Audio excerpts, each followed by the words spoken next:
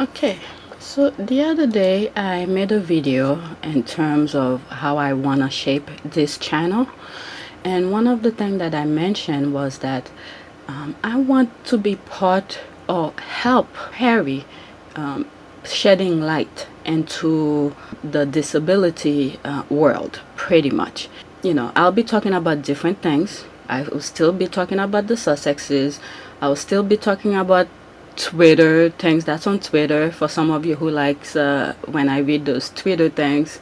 I don't know why, but okay, you like it. I don't mind because I read them as I'm sharing it with you.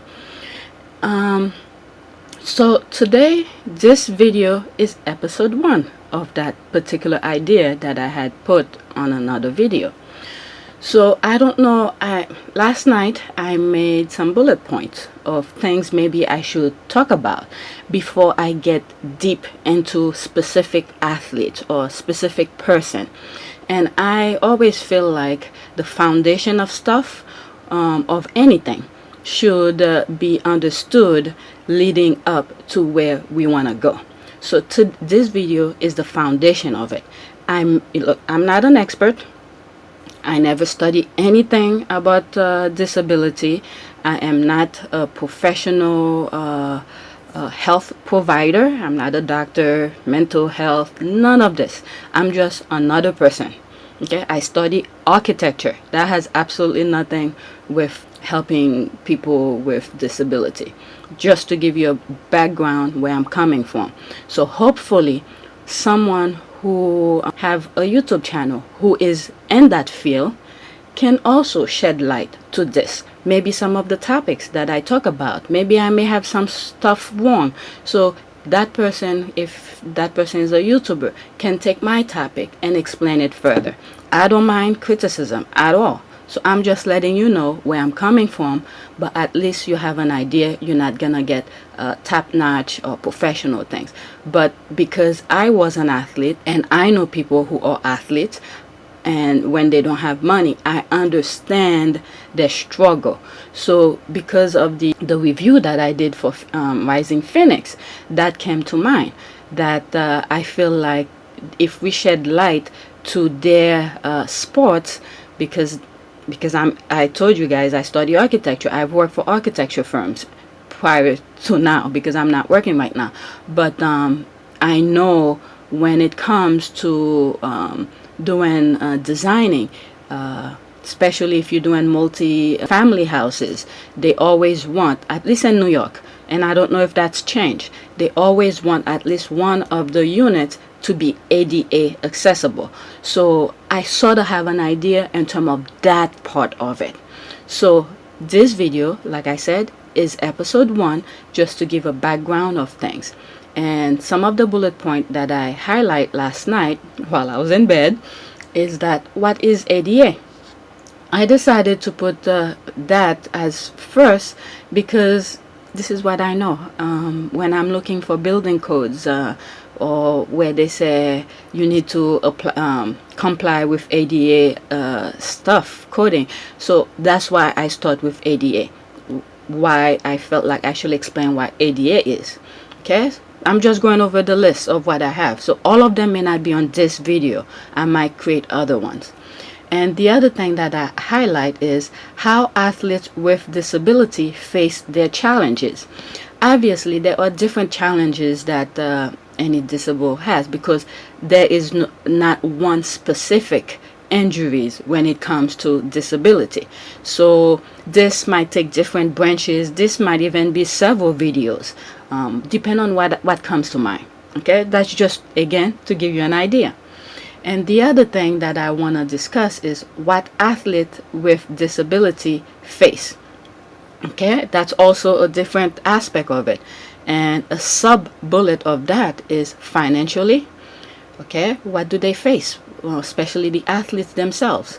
And obstacle from others, meaning me, you, people with no disabilities. What do those athletes with wheelchair or any sort of injuries, how do they face, what problem do they face in the real world when we want them to be independent, but when they are out there, what issues do they face? Okay, I could think of one right now.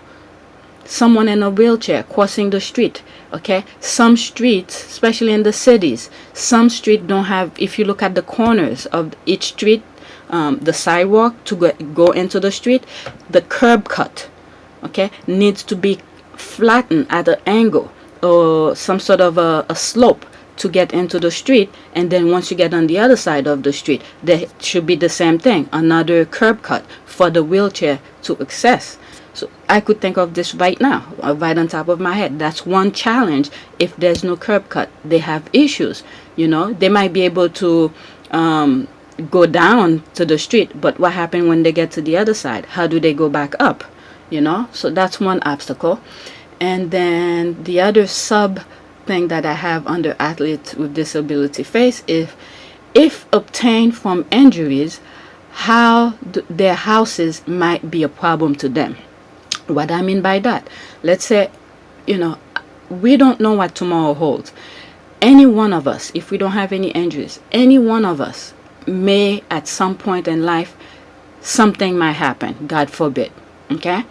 And once you come back, let's say you go to the hospital and you get better, but you come home with some sort of disability. Let's say you don't have your leg, you don't have your arm, or something like that. Let's just hope this never happened, because nobody wished that on anybody. But we've seen soldiers, the ones that Harry or boosting their energy, their mind to get back on their feet and stuff like that. So once they get back from the war with that kind of injury, what do they face? How do their houses fit into their new lifestyle? And that's where I sort of have an idea about, in terms of redesigning their home to fit their new lifestyle. And that's what came to mind when I say maybe I should start creating or shed light on things, is that it costs money. So if these athletes, there's certain step when it comes into those injuries, is the fact that the injury itself, it happened. You probably don't even recognize it because you're under a coma. You're in the hospital, you don't know anything. And then once you awaken and you realize you have no legs, and it takes you several, maybe years to accept that kind of injury that you just obtained. Okay, now once you accepted it, how do you move on? What kind of motivation do you get to move on? And this is where Harry comes in. Okay, creating the games and challenge yourself with the type of this new body that you have. What gets you moving? It's the mindset and stuff like that. So all of this, it needs money. The houses fit.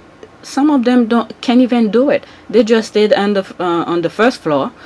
If it's a private home, they just stay on the first floor and sleep on the couch and don't go upstairs anymore, because they can't go up they can't walk up the stairs. They don't have money to at least put some sort of sometimes they put the elevators or those lifts that goes on the side of the stairs to take you to the next level. So they don't have the money to do that, so they just stay on the in the living room, the bigger room and the first floor. And when they're trying to cook, how do they reach to the cupboard? How do they get things? All this plays a role in it, and this is why I feel like I should shed light to some of this, and I hope others do that.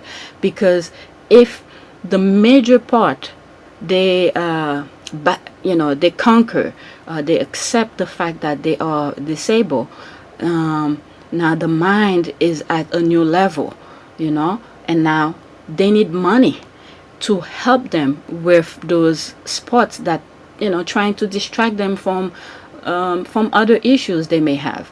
So I'm probably repeating myself, but this is why I'm doing this, okay? Because I hope the more we shed light on it, on this particular issue, the more companies will notice it, because there are tons of companies out there who will need more spotlight on them, so they could get sponsorship. this is the main idea behind this, those athletes to get sponsors.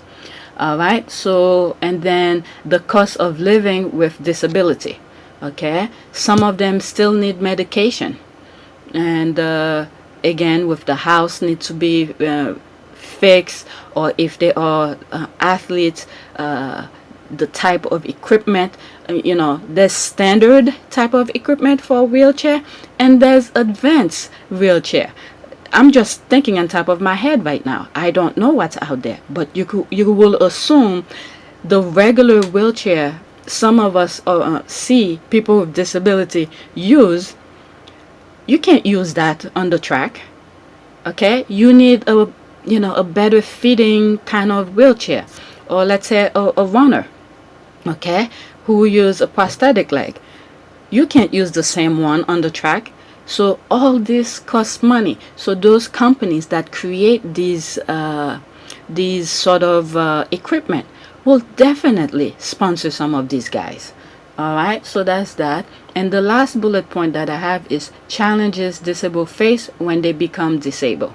And some of them might intertwine with other bullet points that I've mentioned, but that's what I have. So for this video, because I'm already 11 minutes into it, I'm gonna talk about ADA. What is ADA? Again, other countries, Canada might have a slightly different. I think Canadian the ADA sort of almost the same with the US, but I don't know. Okay, so here I typed this on Google. What is ADA? So ADA pretty much is American with Disability Act of 1990. So this is a book. Okay, let's see this. I don't want to go buy the book. Alright, so here, when I say buy the book, I mean BY, not BUY. Alright, so okay, when I said 1990, I was like, I thought it was created more than that, before that. Alright, so here, and later on I will go to their website. Again, always check the description. Anything that any articles or any website that I go to, I always put on the description. That way you guys could go and check it yourself. Alright, so what does ADA stand for?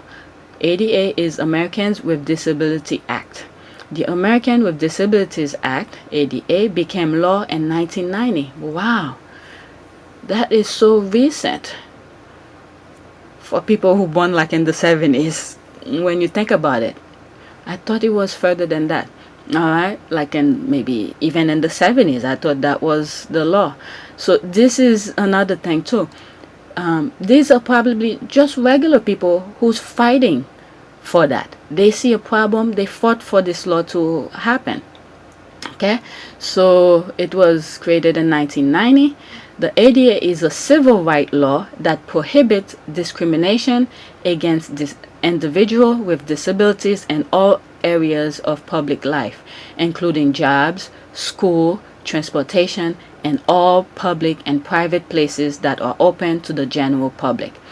If you saw in Rising Phoenix, I forgot her name, but she's the Russian born athlete who was adopted by an American family in the US, who's in the wheelchair, because once she realized she wants to race, I believe she had sued the school because she wanted to run with the athletes. They were discriminating her, so she sued the school for that. So this is why this law was available. Okay, it's under that law she was able to sue them. Okay, so now I'm gonna go in the website. Maybe there's more that I could explain. Okay, all right, so this part I read already. ADA is divided in okay, so okay, I'm trying not to read everything, but maybe I should just read it that way. Okay, the purpose of the law. Okay, The purpose of the law is to make sure that people with disabilities have the same rights and opportunities as everyone else. The ADA gives civil right protection to individuals with disabilities similar to those provided to individuals on the basis of race, color, sex, national origin, age, and religion. It guarantees equal opportunity for individuals with disabilities in public accommodations, employment, transportation, state and local government services, and telecommunications. The ADA is divided into 5 titles or sections that relate to different areas of public life. So this is why I told you, I know a small portion of this, because when you're designing houses, especially multi-family houses, it is required under the DOB rules or law that at least one of the units must be ADA compliant. All right. So if you're building a 5-family house, at least one of those houses or one of those units or apartment should be ADA compliant. And when you're doing the bathrooms, you have to put handrails, so if someone with this disabled can hold on for support to get out, or to move around and stuff like that. So that's why I say I know a little bit about it, because it was recommended, it was a must by the to get your permit to build a house. Okay, in 2008, the American with Disability Act Amendment Act, ADAA, was signed into law and became effective in January 1st, 2009. The ADAA, 3As, made a number of significant changes to the definition of disability. The changes in the definition of disability and the DAAA apply to all titles of ADA, including Title I, Employment Practices of private employers with 15 more or more employees, state and local government employment agencies, labor union agent of the employer, and joint management labor committees. The Title II, Program and Activities of states and local government entities, and Title III, Private entities that are considered place of public accommodation.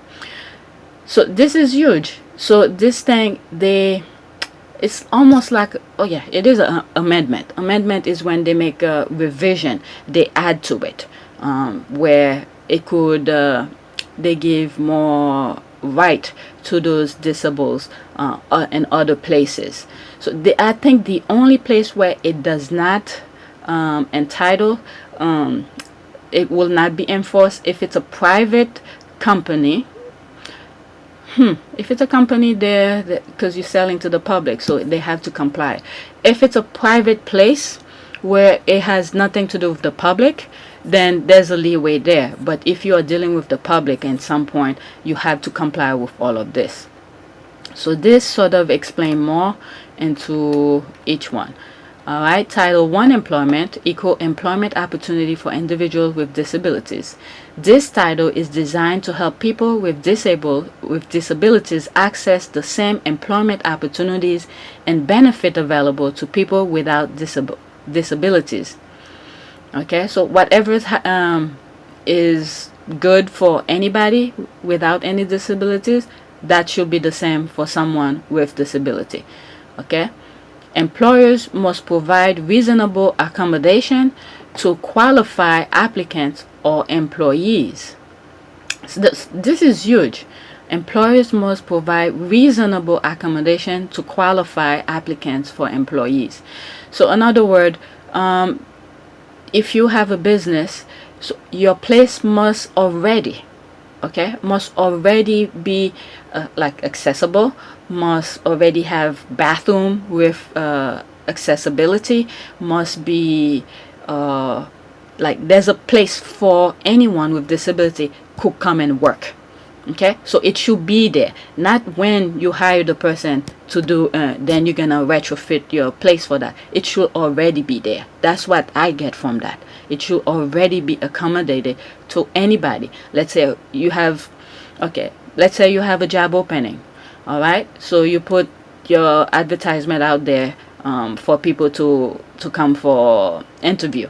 All right, so tons of people apply for it, and let's say two of those people are disabled, but they pretty much qualify for the job.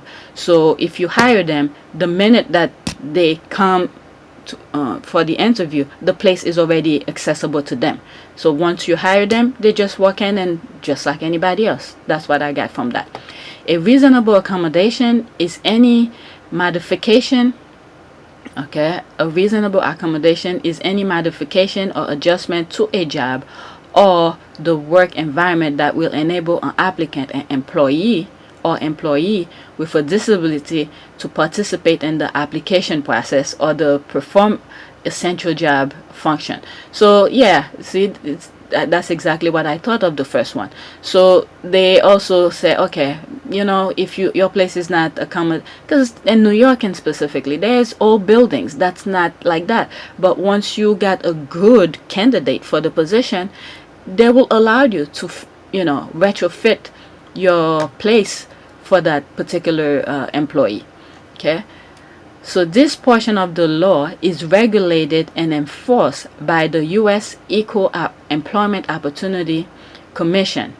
Employers with 15 or more employees must comply with this law. The regulation for Title I defines disability, establish guidelines for the reasonable accommodation process, address medical examination and injuries, and define direct threat when there is significant risk of substantial harm to the health or safety of the individual employee with a disability or others. Okay, so that also came to mind when it comes with what's that thing, union. If you look at, there's a lot of jobs out there that don't have union. That's because there's someone I know who works in the how do you call this, fashion industry. They design clothes and stuff. So a lot of them, some of those people in this industry, they are old and they are part of union. They don't like them. They don't like those people who are in the union. Why? Because the union have guidelines for them, what they can work under, their condition. So sometimes, and it's really hard to get rid of them. You have to give a reasonable reason that you are firing them, otherwise the union is going to come right after you. So sometimes now when they're hiring new people, kids come out of college who's so ambitious, have ambition, stuff like that, they hire them for cheap, and the thing that they are lack of is the union. And then this is how union get disappear, and people don't support union. So you just don't know when you might get injured, and you really need one voice don't usually make that much noise, but a group of voice, that's when the union comes, make changes. All right, Title II, state and local government.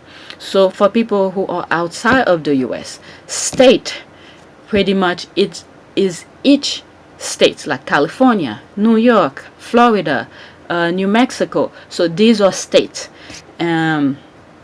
Local government, that's like in your neighborhood and stuff like that. So I just wanted to point this out. And there's federal. Federal pretty much covers the entire country. Okay, that's where the president comes in. All right, and stuff like that. So Title II of ADA prohibits discrimination against qualified individuals with disability in all program, activities, and services of public entities. It applies to all state and local government, their departments and agencies, and any other instrumentalities, okay, or special purpose district of state or local government. it clarifies the requirements of Section 504. You guys could go into that and read more.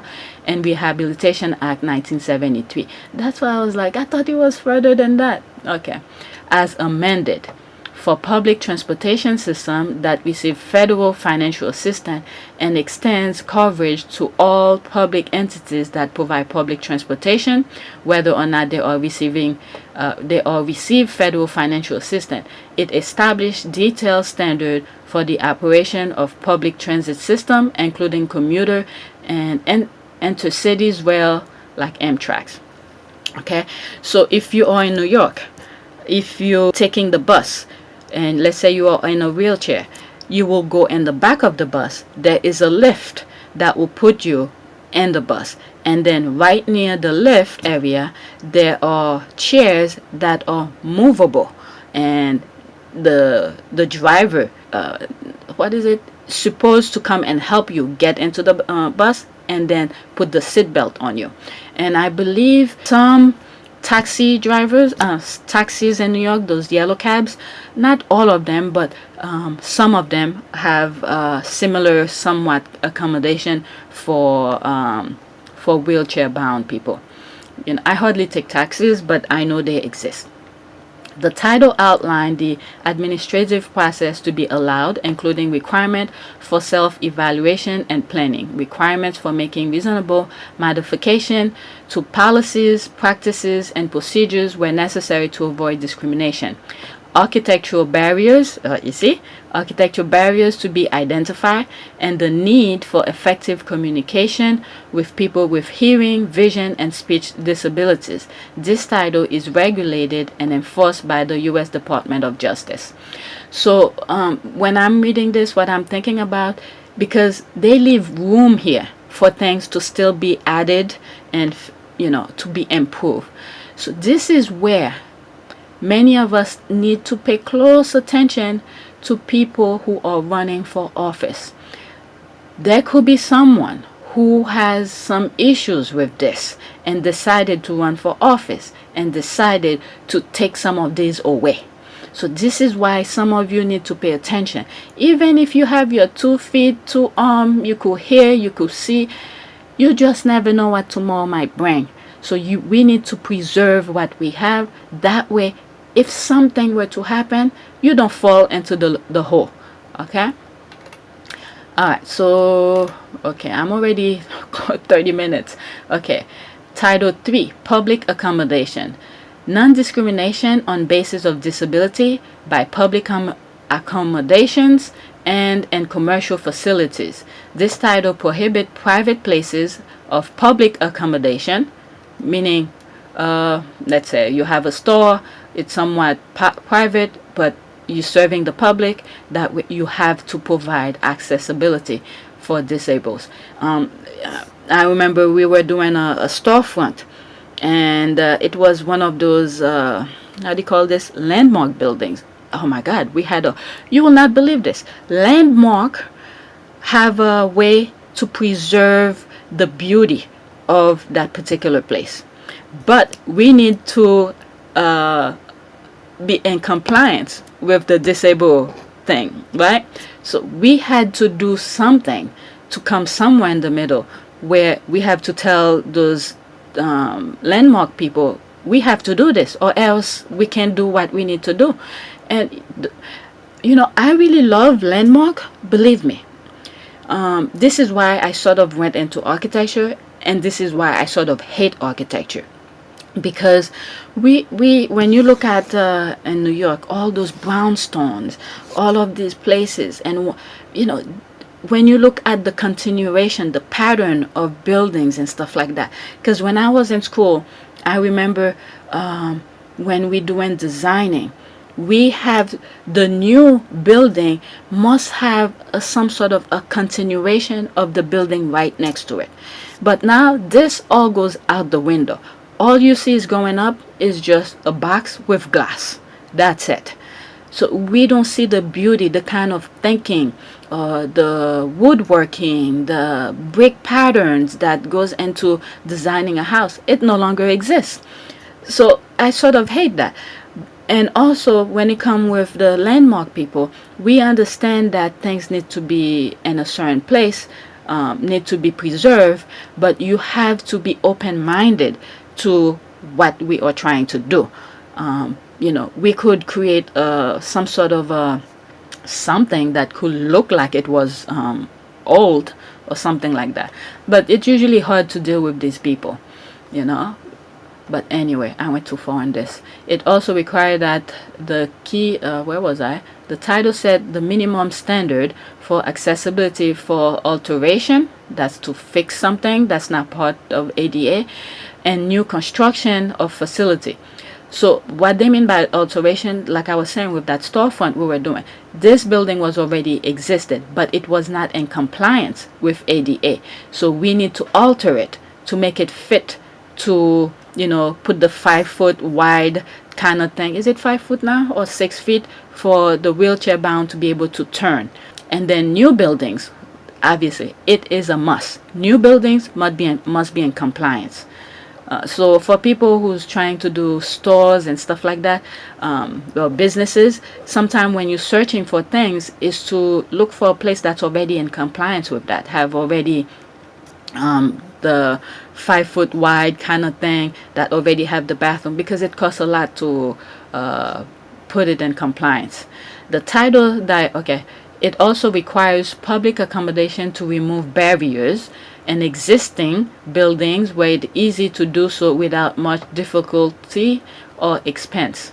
Okay. This is what I was saying.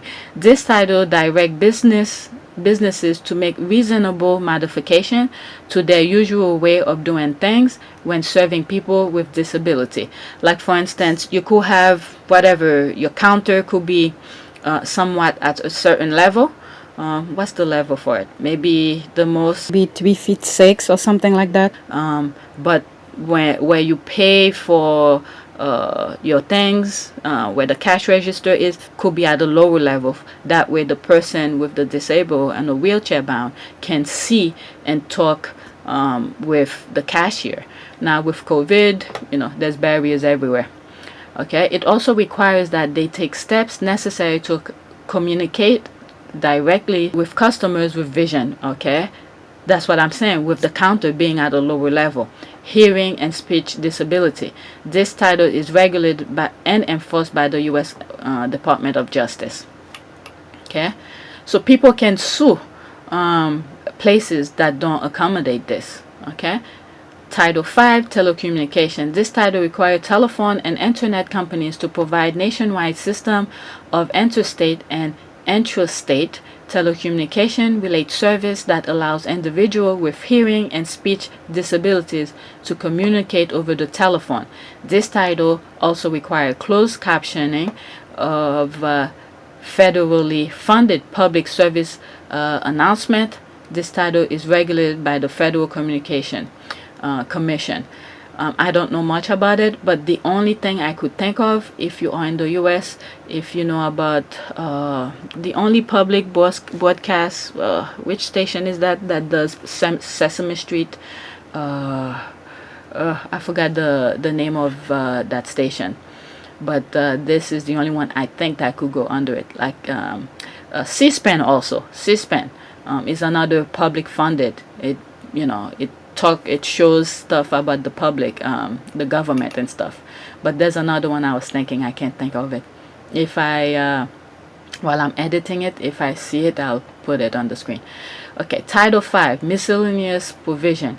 The final title contains a variety of provision related to ADA as a whole, including its relationship to other laws, state immunity, its impact on insurance providers and benefits, prohibition against retaliation and coercion, illegal use of drugs, and attorney's fees. This title also provides a list of certain conditions that are not to be considered as disability.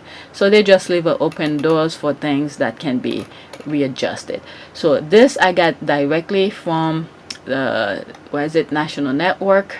So I'll leave that link in the description so you guys could look into it. So this is what ADA is in America. All right, any other places I don't know. Okay, so I'm just going based on what I know or what's near me. Oh, let me take the link. And the link, I think I said it will be in the description. All right, so what is ADA? So anything from Google from this point that tells me what ADA may not be as good as this. This pretty much goes straight into it. And if I want to go more into more stuff, I could go further into their website. All right. Okay, what are ADA disabilities or the 580? So this pretty much, the thing that I just read sort of cover all of this. So I'm gonna stop this video. This is part 1 of many more to come. So this is the foundation of the Disable Act. Okay, eventually I will get to some athletes. So thanks for watching. Don't forget to subscribe, like, and share.